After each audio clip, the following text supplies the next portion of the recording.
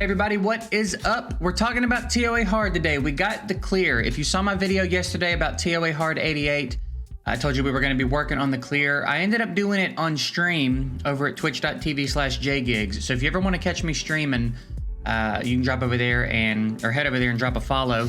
We just worked through it. There was a lot of trial and error. There was a lot of problem solving.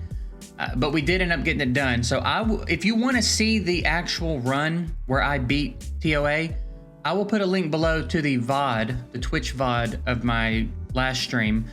The timestamp for the final run is around the 2 hour and 12 minute mark. I think 2 hours, 12 minutes and 30 seconds roughly is where that last run is. So if you just want to see the run, it'll be there.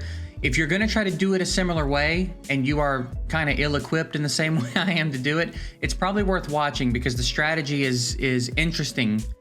You can't just go in there guns a-blazing. So I'll talk a little bit about that. But I thought what we would do today is I would talk about the teams that I used to get through TOA hard, because I kind of did a different thing on the waves. I did a different thing on the bosses. And then the final boss, we had our approach. And then again, TOA hard 88 is like its own problem. So if you didn't see that video and you're stuck on TOA hard 88, I'll card that up there. You can go check that out. That problem is actually kind of easily solvable if you have the right monster, so you can check that out. But anyway, TOA hard. So the real key here, the reason we're so far ahead of ourselves is 2A Sath. So I've talked a few times about getting your second awakening on Sath. I think as I've been back and kind of gotten acquainted with the game a little bit, I think 2A Sath is probably your most important first 2A. So I had some thoughts on a handful of monsters that I thought were good options to 2A first. I think Tattoo's still a solid one to get done soon. Crow, again, will be good forever, so Crow's a good one. There's a lot of good options. I think Sath changes your game the most with a 2A. He makes a lot of things possible that are not possible really otherwise. So he's a big part of this. Now, I do have Thrain and Basalt, and I understand not everyone, especially newer players, are going to have access to these monsters. So Thrain is also a big part of the success. He was really handy here. Anybody else that you have that places AoE dots is effective, okay? Thrain is really nice because he's dark, so he doesn't have to hit anyone to place the dots. So if you can get the accuracy, he'll land the dots. Now I'm at 74. He was about, I mean, honestly, that's probably pretty spot on. He was about 74% reliable, all right? So if you can get a little more accuracy on him, he'll land the dots more consistently, but even so, we were fine. If you don't have Thrain, I think, now I used Melia, but you should have two Melias. You could try it with double Melia. You could try it with Beretta. If you've got your water homunculus, I know he can drop a lot of dots. There's other options for daughters. So anybody that you've got that drops AoE dots, you could try to use in his place if you don't have him. And the more dots, the better, okay? Thrain is really fantastic, though. And then Basalt, he is also really, really, really good for this, man. He's got the A1 provoke, which is super clutch. He's got a heal with a defense buff here. The heal is not incredibly beefy, but for what we're doing, we're not taking a bunch of hits anyway. The only time it's really a struggle is at the boss, at TOA 100 hard, all right? And then here, the AoE turn meter knockback is also incredibly handy. And if you throw him on a despair set, it's even better. Basalt was also very clutch for me through this. I don't really know who to recommend to you if you don't have Basalt. Anybody else that has AoE hits that you can put on despair could be helpful. You could try to supplement in Lauren in the waves where we're not using her for a little bit of knockback, single target. Maybe you get her on violent, she can proc a few times and kind of supplement, but Basalt is really, really handy here. So again, these three were big keys to my success through the whole thing. I also used Veramos all the way through. Veramos is really good, and since the changes that they've made to him, I don't know how far back they made them, but now he's got some turn meter knockback and stuff as well. And also this can hit pretty hard, so this can do some decent damage on the bosses, so he can help you in that front too. But he's my reliable stun. He's the one with the stun built in. I'm not relying on despair procs. So between the AoE stun and the dots, he's contributing very heavily. And then the kind of the flex spot, because I'm running Vero, Thrain, Basalt, and TOA Sath just about on everything we do. That last spot is where we kind of do our flexes. All right, so in most of the waves, it's Melia. I run Melia. She's got the AoE attack. She's got dots on enemies. She's got a chance to inflict dots on all of her attacks, and then if anyone has dots, she inflicts extra dots. She can stack it up real quick. All right, so she was very handy on a lot of the waves. And then when I would get to any boss stage, I would just swap her out for Lauren and let Lauren attack the boss every time. Situationally, sometimes it made sense for her to attack someone else depending on the stage. If one of the minions was about to get a turn and it was going to be a problematic turn, I would focus them instead of the boss. But for the most part, Lauren's there to keep the boss from getting a turn. So, and then when the rest of the team clears the minions on the boss stages, you can just hit auto because again, the boss doesn't get a turn. I don't think I got hit by one TOA boss except the TOA hard 100 boss. All right, so Lauren is really, really good, and these guys can get through the waves without Melia. Now Melia makes it a lot easier because it's a lot more poisons. So if we land a reasonable amount of stuns on the first turn, we've usually stacked up enough dots that the dots are going to do their damage. They're going to wake up from the stun, and then the dots are going to kill them again. You know what I mean? So Melia is really great in that sense. But if you have to swap her out for the boss stage and you're running Lauren, you'll just need to get a little bit luckier with some of the stuns. You've got backup stuns with Thrain, and then you've got a provoke here on Basalt with the A1 if you're able to run Basalt. So again, Basalt is really great for a number of reasons here. And then again, so that's waves and boss stages. We talked about TOA hard 88. You'll run into a stage, I think somewhere in the 90s, where the second wave has water living armors and they're immune to poisons or dots rather. It's not a big deal though, because they're not that dangerous. So it'll take you a while to kill them, but they're not a real threat to you. So you'll dot down the rest of the enemies in the waves, and then you'll just have to get them out of there. And it'll take a little while, but again, they're of no danger. You'll probably keep them controlled and stunned and provoked anyway. But you'll get them out of there. It's not a problem. And then on TOA hard 100, let's take a look real quick. I tried my hand at hell, and we are not ready for that. So this is what we did. And again, Lauren, it's kind of the same principle. However, this is much tougher because even though she keeps the boss from getting a turn, he counterattacks every time he's hit. And everyone else on the team, we're going to talk about gear after this. I'm going to give you a quick talk about the strategy. And then again, if you want to see it in action, the Twitch VOD is below, and it's around the 2-hour, 12-minute mark, right? But every time you hit the boss, he's counterattacking.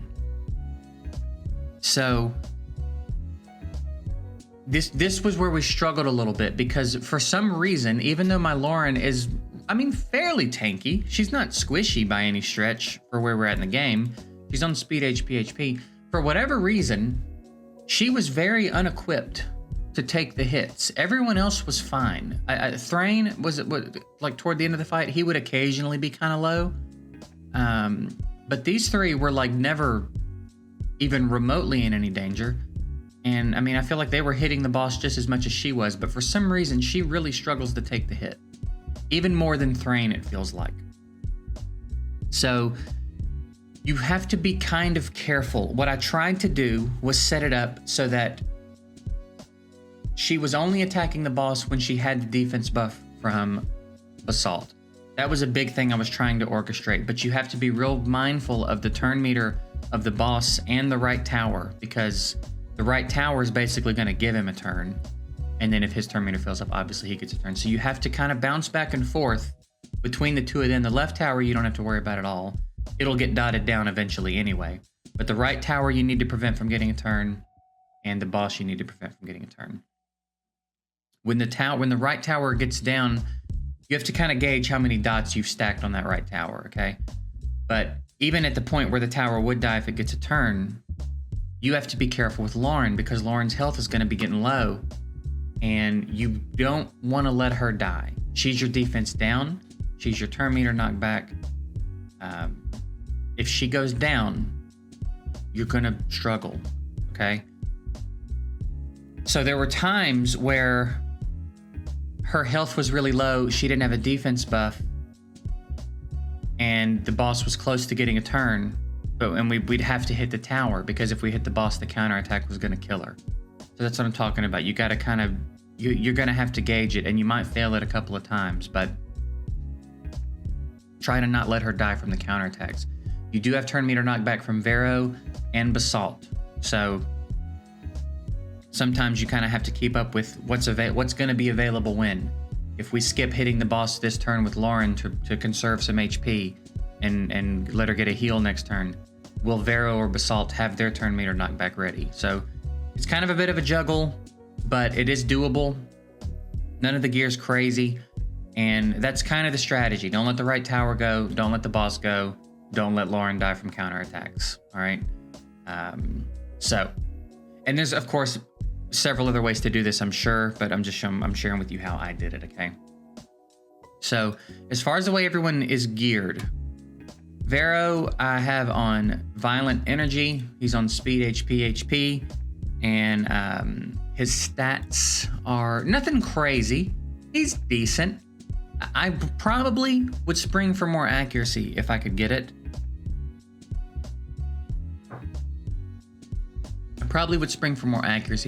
Because he was real hit or miss with the dots, and he could be real hit or miss with the turn meter knockback sometimes. Sometimes the turn meter knockback would get resisted, and boy, that hurts, especially on the boss stage. That is painful to deal with on the boss stage. We need him knocking back turn meter every single opportunity he gets. So I would probably spring for a little more accuracy if I could. He could probably stand to lose a little HP in place of the accuracy. If you could go Violent Focus, I probably would. I would really try to go Violent though. Sometimes he would get a really clutch Violent proc into his A2, and we'd get that turn meter knockback, so it's real handy. So Violent would be real handy if you could swing it. I'd probably get the accuracy up a little bit more though. My 2A Sath, he's still built the same way we built him in the video about the GB12 speed team, okay? Double wheel focus is what he's on. My tattoo's on shield. And he's on speed, HP, defense, because that's just what I had available. And then the focus set, again, because we want him landing stuff. He's only got 59% accuracy. Again, I'd probably want to spring for more accuracy on him. It would be really handy if he'd land dots more consistently. Sometimes I would A2 with him and he'd only land a couple. A lot of the time with his A1, he would just miss the dot completely. So again, more accuracy would make your life a lot easier, but it was doable this way. So there you have it.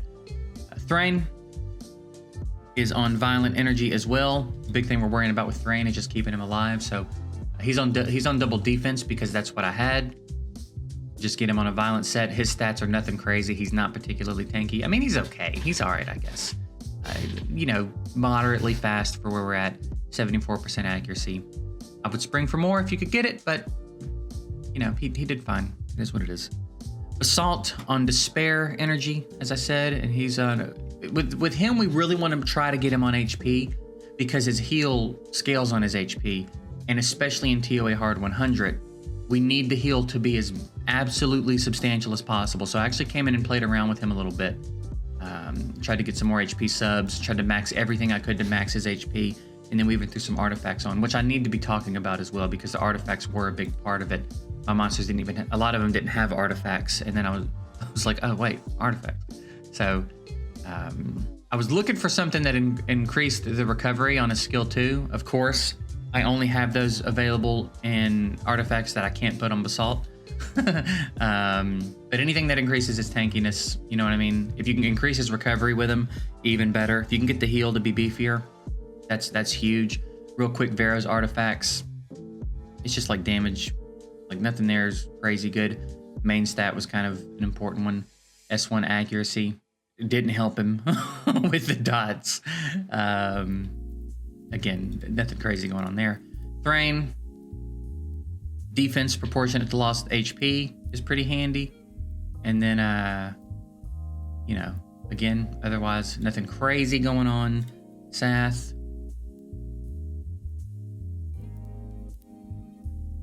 Nothing really crazy. The main stats, I think, were helpful a little bit. The speed up helps a little bit. Who else? Is that everybody? Is that everybody that we've talked about so far? I think so.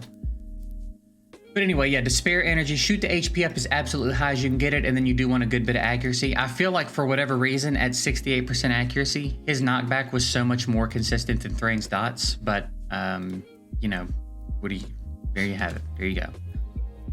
As much accuracy and HP as you can get, a little bit of speed is probably not a bad idea.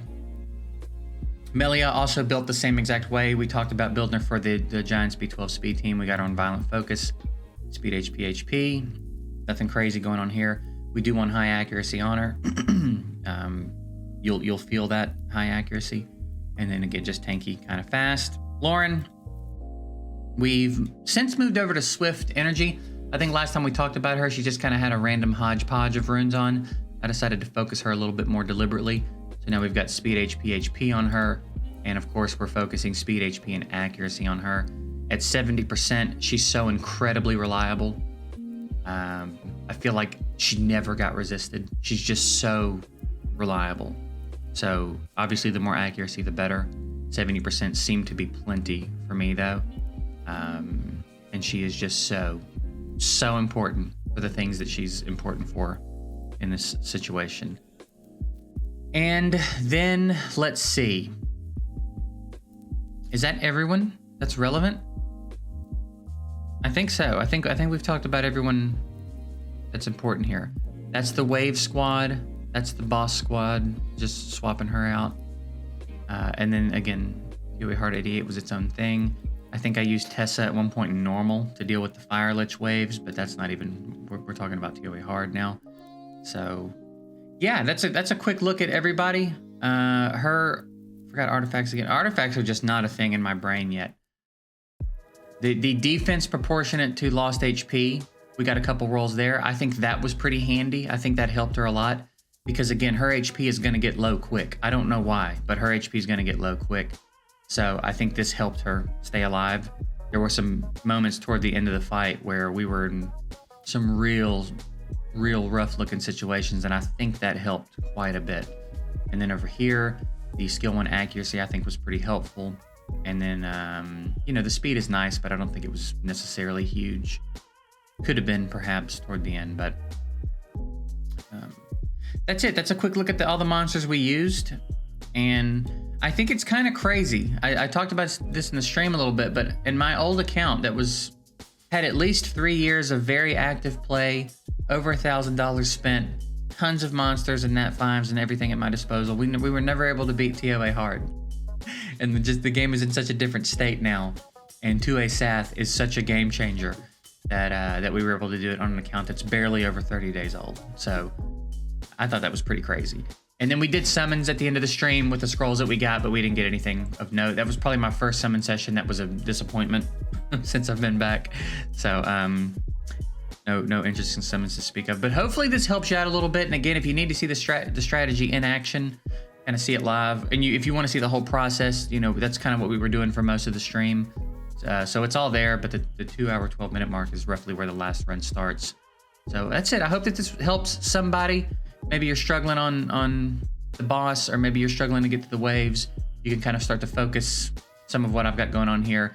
If you don't have Thrain, I think there's probably a few substitutions. I don't know how many substitutions there are for Basalt. Basalt is like, he's ridiculous, man. Basalt is really, really ridiculous for this. So I'm fortunate to have pulled them as early as I did. I'm not certain I would have been able to get through it without Basalt. Thrain, I possibly could have made some adjustments and made it work.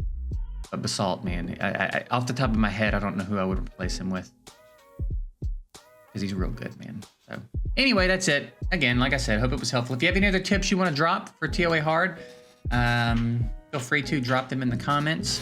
And it'll be interesting to do it in the next rotation when our accounts progress a little bit and we've got a little bit more at our disposal. See how we go about dealing with it on the next rotation. So I'm excited for that. But anyway, I'm getting out of here. Appreciate you guys watching. See you later.